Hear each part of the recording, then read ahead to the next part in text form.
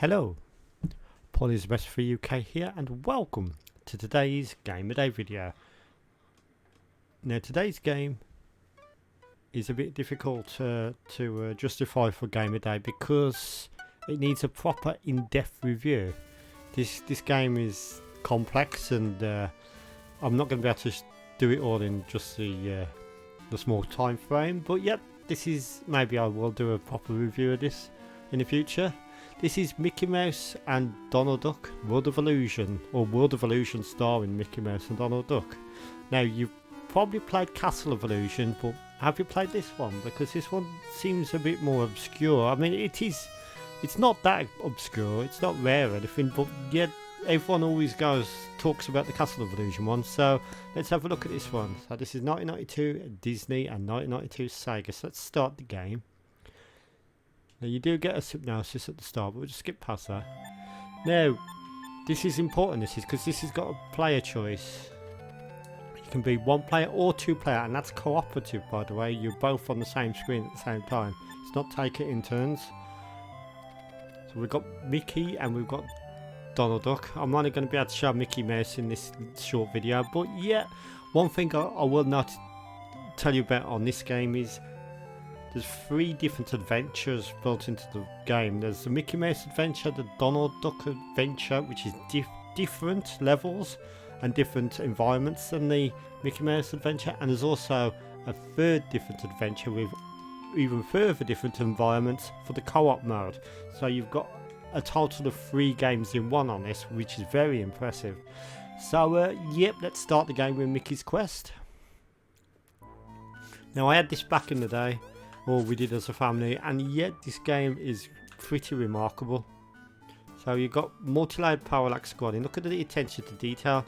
See that caterpillar just in the foreground there? It's just attention to detail when it comes to the 16-bit era. So yeah, basically you've got this, I don't know what it is actually. Is it a blanket or something what he's using for his weapon? I'm not quite sure. So yeah, the graphics are absolutely stunning. The animation of Mickey, look how fluid that is. They've really put a lot of effort into this.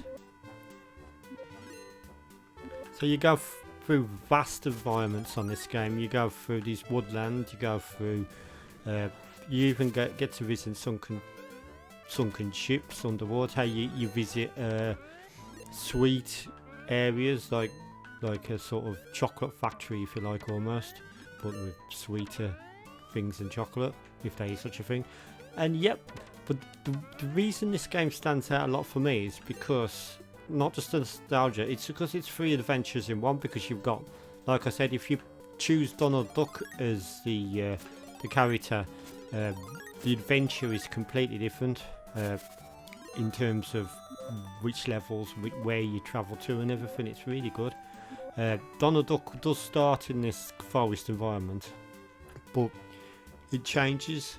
So if you were with Mickey Mouse, complete his world, you've got a lot of replay value, because when you play as Donald Duck, you've got a completely different adventure.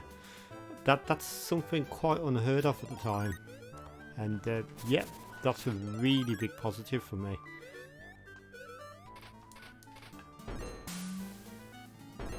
These things like shoot you up, and then we go through it.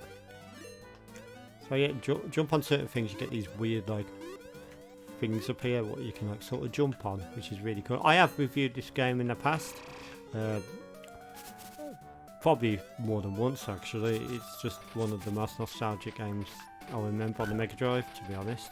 It really shows what the Megadrive is capable of, with talented programmers as well.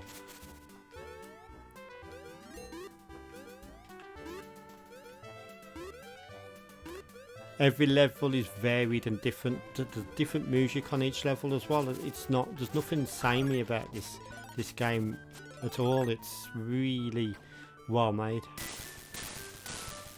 There we go, there's a firework effect there.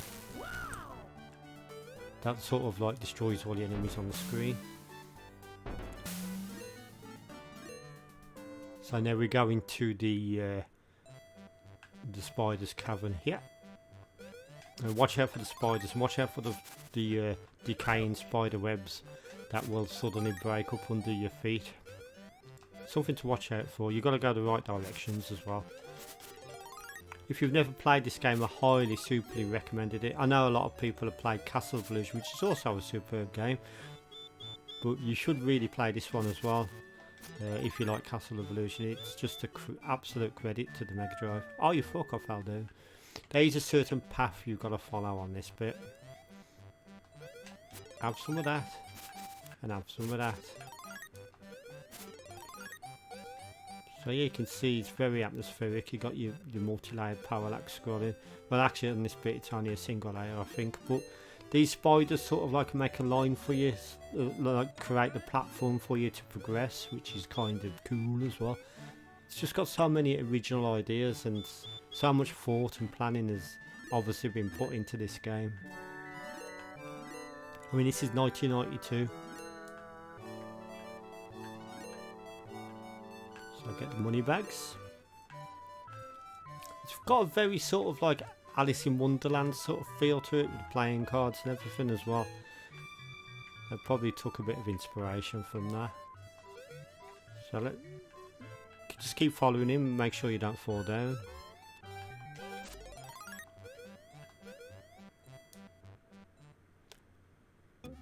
Now on every so often you will encounter a boss. This is the spider boss.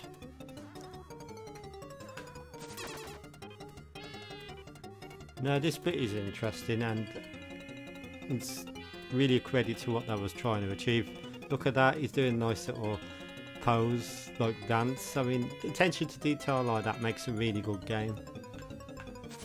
Especially for the time. Have some of these. I do apologise about that game of day being slightly late today.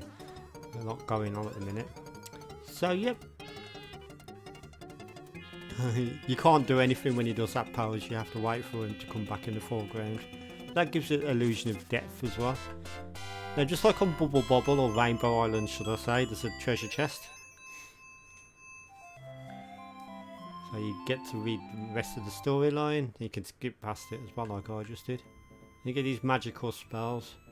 Now I'll show up a minute so you can hear the speech. It's even got speech in the game as well.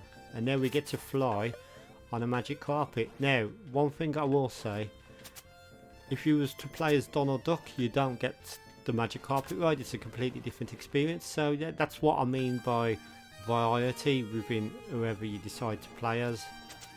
Just what a superb game. Look at them graphics as well. It's like pretty cool for 1992. Like above the clouds now, and you've got the clouds beneath you and stuff. You got these sort of tornado, sort of whatever they are, trying to affect your progress. Watch out for the birds flying. Collect all the money bags if you can. Just really attention to detail. Now on this part we're going to get into a thunderstorm. Whoa! And the thunderstorm creates these little fires that try and get you. Again, this bit isn't on Donald Duck's version of the game. I do apologise about not being able to make an in-depth review, but normally the Game of Day series is just for a quick look. But yeah, I'm sure you agree, what you've saw so far, if you've never played this, you're probably going to want to play it now. And if you're a fan of like Mickey Mouse games or like even Donald Duck games, etc., I'm sure you agree this is pretty good. So on that note, I'm going to give a World of Illusion starring Mickey Mouse and Donald Duck a massive, I'm pretty sure it's no surprise, 10 out of 10. Way, absolutely superb this bit you've got to run. I'm not going to make it because the end of the video. So yep, thank you for watching. Have a pleasant Sunday evening and I'll see you in the next video. Thank you for watching. Goodbye.